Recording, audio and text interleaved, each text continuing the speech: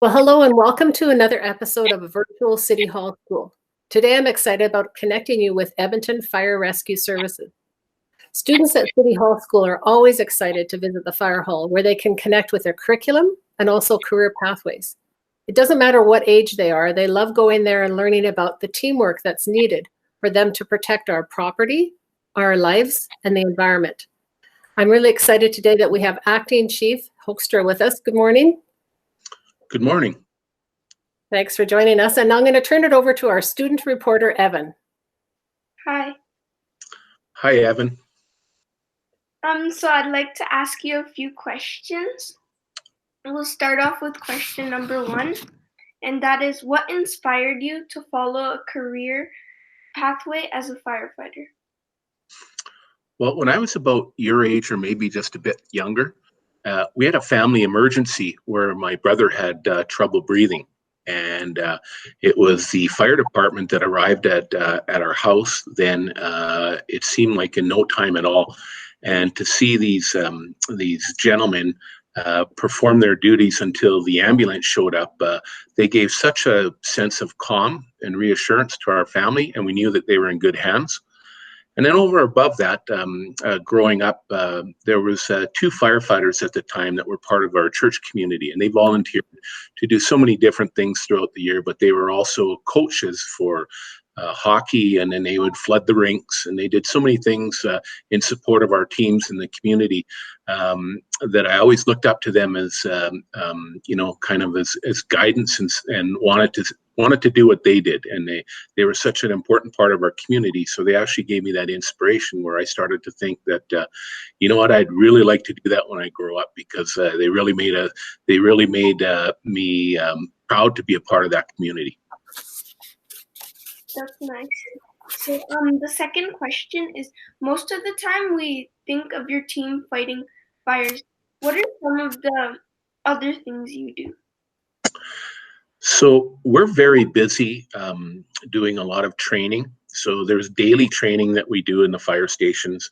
Then over and above that, we do a lot of medical calls or other events that we go to, vehicle collisions, hazardous materials spills or events that we do, water and ice rescue for our North Saskatchewan River or other lakes and ponds throughout the city of Edmonton. And then we have a technical rescue team that does embankment rescue or maybe even rescue off the side of a high-rise building, those types of things. And believe it or not, we still do cat rescues at times in trees. We help families out with that too. So we do just about everything we can to support our community. Yeah. So question number 3 is, what is the most rewarding part of your work? Well, Evan, that's probably the best question I'm going to answer today. This is about public service to myself and to all my team members. And, to be able to help people in times of their greatest need and to be there in that support, that's the greatest reward that we get by supporting the public at that point in time, where they know that they can look to us and rely on us to support and help them. And the other part is things that I'm doing right now with yourself. When we engage with the community, especially when we have the opportunity to talk with people like yourself and maybe provide some influence and encouragement to consider this as an occupation going forward when you grow up as well. Yeah. So the fourth question is like the opposite. What is the biggest challenge you face? So with that side of public service, where the rewarding part is where we're able to support and come to a successful outcome, there's times where we still see tragedy. Maybe somebody loses their house in a fire, or the loss of a loved one where we were there to support them, but we weren't successful. These things are hard on us, not just myself, but all us firefighters, because we work so hard to help support the community. So those are the hard parts of the job, but we have great team members and peer support that help us through them difficult circumstances. And then probably the other one is because we provide constant coverage and service throughout the city of Edmonton, we have our fire service available 24 hours a day, 7 days a week, 365 days a year. So that means that we have to do some shift rotations, and we find ourselves at times where we may miss one of our children's birthdays because we're working on shift that night, or we may miss Christmas or another family celebration. And those don't happen all the time, but when they do, those are those difficult times where you're at work when you wish you could be with your family celebrating. Yeah, that's hard. Mm-hmm. So, question number 5 is, many of us are on soccer and hockey and soccer teams. So, can you tell us a little bit about the teamwork in the fire hall? So I always equate the teamwork in the fire hall to, I grew up playing hockey, and even baseball was another one of the sports that I played. And whether you're in that dugout or in that dressing room, getting ready for the game, putting your equipment on and talking back and forth and having fun and telling jokes with your friends, and it happens even on the soccer field. Those things are the fun that goes on in the fire station as part of that teamwork. That's what we do really well. Teamwork with Edmonton Fire Rescue Service is one of our core values. So we put that as a high priority and high value within fire rescue. Having said that, we do just about everything as a team.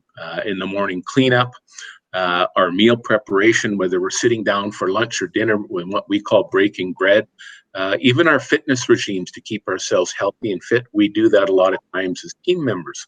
On the emergency fire ground is where our teamwork really excels, because we always practice as a team. When we get called out to go respond, our emergency ground teamwork with the leadership of a captain or an officer overseeing us, and we all have these specific assigned tasks, and we know that we're skilled at that, and that our team members can rely on us in completing them tasks as part of the team, and we all rely on each other to do all each other's little tasks. Those are the important things that really make us feel a part of that team. And then we get to go back to the hall and talk about what we did, no different than at the end of a game, about how great we feel about the work that we did that day. So those are the parts of teamwork that we see as firefighting. I hope that helps you understand a bit more. Yeah. Yeah. And number 6 is, since we are spending a lot of time at home, can you give us a few fire safety tips? Yeah, I'm glad you asked that, because one of our current campaigns is just about that. With the COVID crisis and people having to stay at home, one of the important things we always tell as part of our public messaging of safety is the importance of being extra careful when cooking. Never leave cooking or pots or pans unattended in around the stove. And the reason we do that is because the dangers of a fire with that unattended cooking, also the hazards of personal harm such as burns if you spill something on yourself, those are very critical and severe injuries, and we want to prevent that at all costs. So our public ad campaign right now is one that to always be mindful and careful, extra careful when cooking. The other part is to always remember and practice your home fire safety plans, like an evacuation or a fire alarm pretend, and to get out of the house safe and quickly, and also be accountable for who all is in the house to make sure that all your family gets out safe. So those are the two things that we always try to communicate in the way of safety plans for the wonderful residents of the city of Edmonton. Yeah, those are important. Yes. So the final question is, during this time of isolation, what is something that brings you joy? So I guess the one thing is, we have no live sports to watch. The Oilers aren't playing right now. So many other sports aren't being played, whether it's the NBA as well. So not being able to watch TV and have that take up a lot of our time, what it's done is it's given me more time to do little home projects that probably have sat there for months or even years at a time. But more importantly, it's engaging with family. I find that we're doing a lot more kind of playing board games like Scrabble and a few other things, and just hanging out with the family and becoming more in touch with them. I also FaceTime with my parents, because my parents are in their 80s, so we do that, and I FaceTime with my grown children and my granddaughter. where in times where we normally wouldn't because we'd see each other face to face. So I get a lot of enjoyment by that. And we even did a drive-by celebration at Easter where we drove by our parents' home because we couldn't come in contact with them. So we did a drive-by wishing them a happy Easter, and it made them really happy. And then, finally, I have an older aging dog. He's about 12 years old. He's not moving around as much as he used to. So we're paying a lot more attention to him and taking him on many short walks because he's not good for long walks anymore. So just spending time with family and just engaging that way has been really enjoyable. Excellent. Well, thank you for that great interview. I hope that our first responders know today and every day how much we appreciate what they do for us. So I end each episode with a challenge, and the challenge was already kind of addressed. Students at school, I know that you do a fire drill. So during the school fire drills, you know where to go and what to do and how to behave. But I wonder if your family has practiced a fire drill and if you have an emergency plan. So maybe now's the time to make a floor plan of your house, make sure there are 2 exits from each room, find a safe place to meet. That's your challenge for today. So I hope that you make today and every day a fire safety day. Thanks again for watching. Goodbye. Thank you both so much, Evan and Linda. It's been a real pleasure to be able to help you out today.